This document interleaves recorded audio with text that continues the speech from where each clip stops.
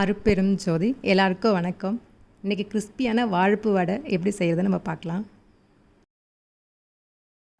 ஒரு பவுல் கடலைப்பருப்பு, அதே அளவுக்கு வாழைப்பூ வேணும். பெருஞ்சீரகம், ஒரு ஸ்பூன் மிளகு, ஃபுல்லாக மிளகு தான் அந்த காரத்துக்கு. ரெட் அவல், சிகப்பு அவல், கைக்குத்தின அவல் வந்துட்டு ஒரு 2 ஸ்பூன். இஞ்சி, உப்பு, கருவேப்பிலை, வெங்காயம், பூண்டு. இதுக்கு தேவையானலாம் எடுத்து வச்சிட்டோம். இப்போ மிக்ஸி கிண்ணத்தில் ஃபஸ்ட்டு இஞ்சி போட்டுக்கிறோம், பூண்டு போட்டுக்கிறோம், மிளகு. இதை மூணுத்தையும் ஃபஸ்ட் நம்ம அரைச்சிக்கிறோம். இது ஒன்று பாதியமாக அரைச்சா போதும், ரொம்ப அரைக்க வேண்டாம். போதும், இதுவே போதும். இப்போ இதை எடுத்துகிட்டு நம்ம அது கூட வந்துட்டு ரெட் அவல் சொன்னோம் இல்லைங்களா, கிறிஸ்பியாக இருக்கிறதுக்கு இது தான் போடணும்.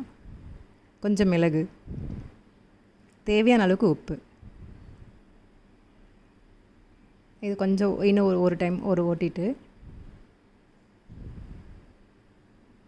அதுக்கப்புறம் கடலைப்பருப்பு வந்துட்டு 1 ஹவர் ஊற வச்சு வடிகட்டி எடுத்து வச்சுருக்கேன் நான். இப்போ கடலைப்பருப்பு போடுறேன்.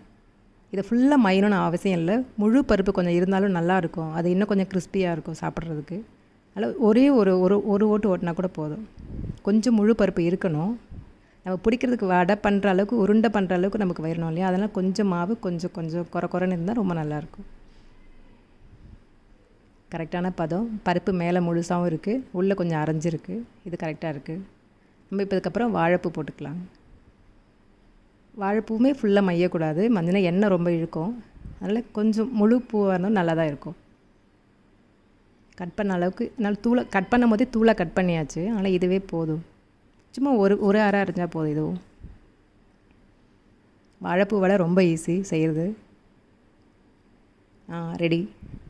ஒரு உருண்டை பிடிக்கிற அளவுக்கு பதம் வந்தால் போதும். நம்ம அதுதான் செக் பண்ணிக்கணும். இதில் அதை செக் பண்ணிட்டிங்கன்னா இது போதும், இது கரெக்டாக இருக்குது. உருண்டை பண்ணுற அளவுக்கு இல்லைன்னா பிரிஞ்சிடும் வடை. இப்போ நம்ம ஆனியன் வந்து கட் பண்ணி வச்சுருக்கோம், அதை அதில் போட்டுக்கிறோம்.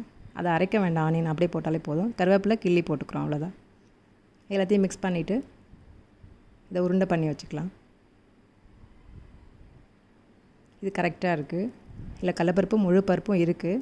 அவல் நம்ம ரெட் அவல் போட்டிருக்கோம் இல்லைங்களா, அது கொஞ்சம் கிறிஸ்பியாக இருக்கும், எண்ணெய் இழுக்காமல் இருக்கும். நம்ம போட்ட எண்ணெய் அப்படியே இருக்கும். வானல் பேன் நல்லா சூடாகிட்டோன்னே நல்லெண்ணெய் அதில் விட்டுக்கோங்க. நல்லெண்ணெய் சூடாகிறதுக்குள்ளே நம்ம வந்துட்டு அந்த வடை வந்து உருண்டை பண்ணி வச்சுக்கலாம். அந்த மாவு எடுத்து நம்ம உருண்டை பண்ணி வச்சுக்கலாம், தட்டுறதுக்கு ஈஸியாக இருக்கும். இப்போ எண்ணெய் நல்லா சுட்டுடுச்சு. இப்போ வந்து நம்ம வடை வந்து தட்டி பொறுமையாக தான் போடணும். வாழைப்பூ வடை பிரிஞ்சிடும், பொறுமையாக தான் வைக்கணும்.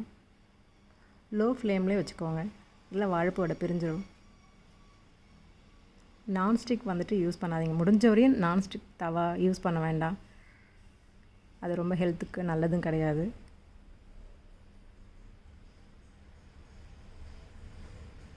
நல்லெண்ணெய் வந்துட்டு நான் யூஸ் பண்ணியிருக்கேன். தேங்காய் எண்ணெய் யூஸ் பண்ணாலும் நல்லா வாசனையாக இருக்கும். நல்லெண்ணெய் ரொம்ப நல்லது, குளிர்ச்சினால நான் இன்றைக்கி நல்லெண்ணெய் பண்ணியிருக்கேன்.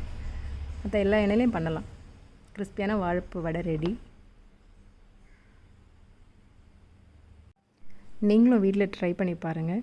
தேங்க்யூ.